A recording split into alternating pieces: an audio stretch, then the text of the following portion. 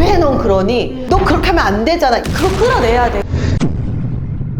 그 코치님, 우리 아무래도 결혼정보 회사다 보니까 결혼이 목적인 여자들, 남자들이 많이 오잖아요. 결혼이 목적이지만 이런 목적이면 안 되는데 하는 사람들도 있을 것 같고, 이런 생각을 갖고 결혼을 목적으로 하면 참 잘 사겠다 하는 사람들이 있을 것 같아요. 예전에 제 친구가 하나 있었어요. 되게 예뻤어요. 정말 너무너무 예쁘고 성격도 너무 좋아요. 근데 이 친구는 무조건 비혼이라고 하는 거예요. 무조건 결혼을 안 하는데, 죽을 때까지 결혼을 안 한대.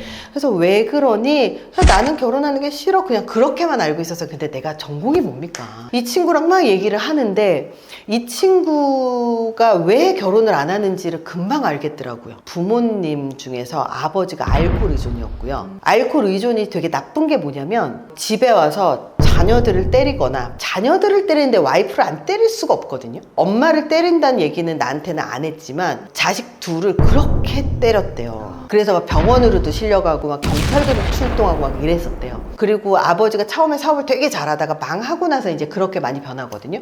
그래서 자기한테는 가정이라는 게 지옥이래요. 그럴 수 있겠네요. 나는 그 지옥을 갖고 싶지 않아, 이렇게 얘기를 하는 친구가 있었어요. 그래서 제가 옆에서, 친구지만 치료 기법들이 많이 있어요. 그래서 좀 많이 개선을 좀 해줘서 남자친구도 만나고 그리고 좀 괜찮아진 케이스가 있긴 했었어요. 근데 결정사에 이렇게 상담하러 오는 친구들 중에서는 그렇게 좀 심하다 하는 친구들을 본 적은 없는 것 같은데, 간혹 저 결혼 생각 없어요 하면서, 그러니까 양가 감정이 있거든요. 사람들이 누구나 양가 감정이 있어요. 한쪽으로는 결혼하고 싶지만 결혼하기 싫어. 상담을 왔다라는 건 결혼 생각이 있다는 거잖아요. 근데 와서 상담해 듣고 저 결혼 생각 없는데요, 이렇게 이질적인 얘기를 하는 사람들이 있어요. 그거를 이제 바로 잡아줘야 되는 게 이제 상담하는 매니저의 역할일 수도 있어요. 이런 감정으로 오시는 분들은 한 단계 더 이야기를 더 해드려야 되는 거니까 이제 매니저 입장에서는 굉장히 힘들지. 근데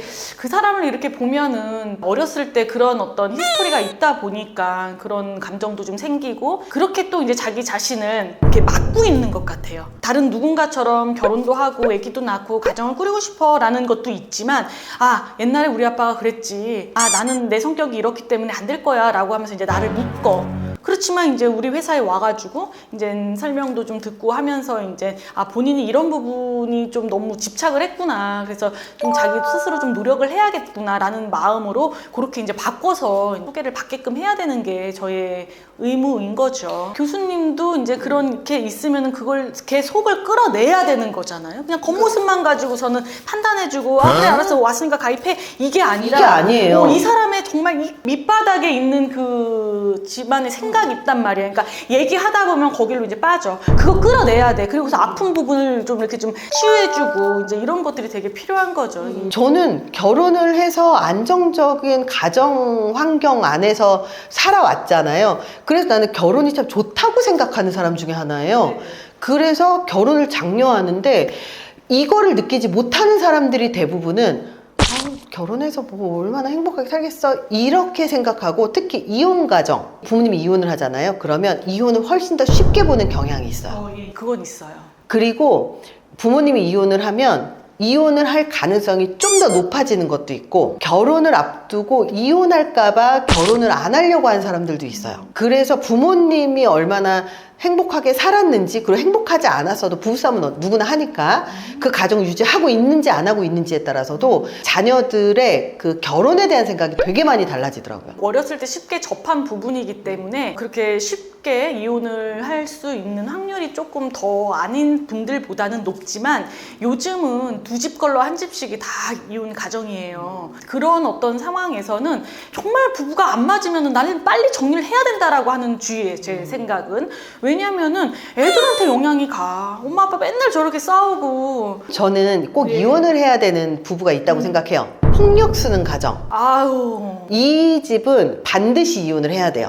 왜냐하면 폭력이 와이프나 배우자한테 남편한테만 가는 게 아니고 자식한테 그대로 대물림이 되거든요. 그래서 폭력 쓰는 가정 혹은 알코올 의존 있는 가정.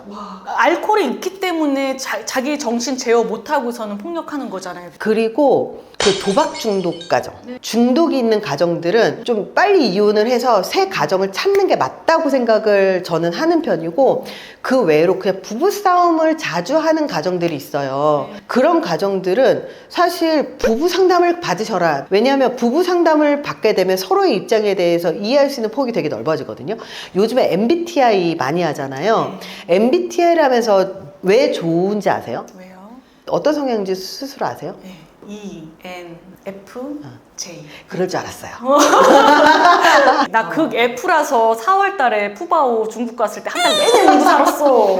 저는 ESTJ거든요. MBTI가 가져다 준 이점은 뭐냐면, 예전에는 이해가 너무너무 안 돼서 왜 넌 그러니? 너 그렇게 하면 안 되잖아. 이걸로 싸웠어요. 근데 MBTI를 하고 나서 너는 뭐야? 그럼 ENFP야? 뭐 이런 식으로 얘기를 하잖아요. 그러면 그러면서 이해를 하게 되는 거야. 모르는 사람들조차도. 그래서 부부 사이도요. 예전에는 MBTI가 나오지 않았을 때는 도저히 이해가 안 가요. 이러면서 엄청 싸웠었어요. 부부간에. 네. 근데 우리 부부 상담을 오잖아요. 그럼 제가 제일 먼저 하는 게 성향 진단을 먼저 시켜줘요. 그래서 차라리 그렇게 싸울 바에는 헤어지는 게 낫잖아요.는 아니라는 거예요. 한 번 더 이렇게 걸릴 수 있는 어떤 매개체가 있는 거죠. 그쵸. 너무 싸우면 차라리 부부 상담을 가서 서로 뭐가 불만인지에 대해서 얘기를 하고 서로 표현 방법을 배우고 그 표현 방법대로 얘기를 하고 연습을 하고 서로 코드를 맞춰 나가는 과정이 필요하다는 거죠.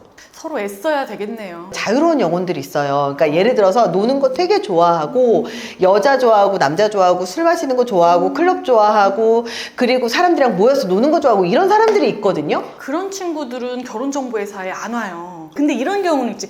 20대 때 그런 걸 막 좋아했어. 그렇지만 이제 나이 들면서 이제 그런 게 좀 질리고 재미없고 그때 돼서는 결혼정보회사를 가지. 저도 어렸을 때 친구들이 부르면 나가고 막 그랬는데 남자랑 놀고 남자 꼬시려고 나갔던 기억은 없거든요. 그러니까 여자들이 대부분 술 마시고 놀고 지금도 누가 부르면 열심히 나가서 놀아요. 진짜 되게 잘 놀아. 그래서 고맙다며 이제는. 나는 그러면 너무 고마워 진짜.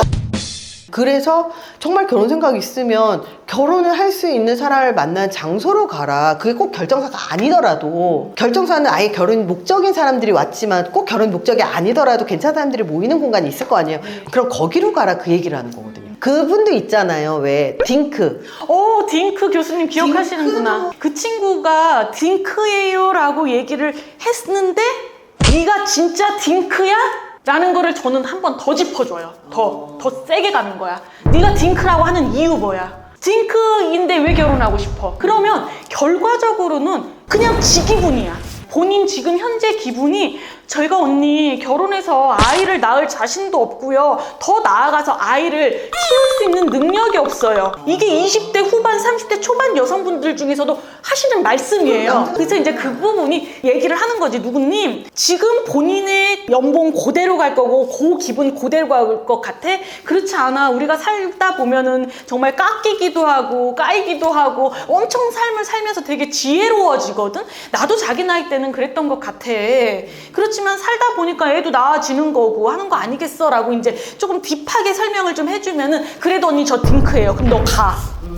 그렇군요. 제가 몰라서, 그러니까 정말 몰라서 그렇게 이야기를 하시는 분들도 있어요. 그러니까 무조건 딩크니까는 회사 오지 마 이렇게 얘기하는 게 아니라 실제로 자기 스스로 인지하지 못한다. 못해주더라고요. 저는 그게 생활하시면서의 자연스러움인 것 같고 그렇게 생각하시는 분들이 솔직하신 분들인 것 같아요. 만약에 그런 분들 중에서 그러면 그런 분들은 오셔가지고 저랑 저 같은 사람이랑 그 이야기를 나누고 하면은 그 생각이 이렇게 전환이 돼요. 지난번에 어떤 친구 같은 경우에는 결혼이 하고 싶지 않아요. 나는 결혼 반대주의자예요 라고 이야기를 했지만 그 사람의 그 가슴 아팠던 어떤 사연이나 이런 것들에 대해서 우리가 쭉 이야기를 해주고 좀 들어주고 이러이러한 어떤 사례도 있고라는 거를 얘기를 해주고 위로해주고 하면은 용기가 생겨서 나도 누군가와 같이 이 세상을 사는 대한민국 사는 사람처럼 나도 좋은 사람을 만나서 결혼할 수 있겠구나 라고 생각으로 이제 바뀌게 되는 경우가 더 많은 것 같아요.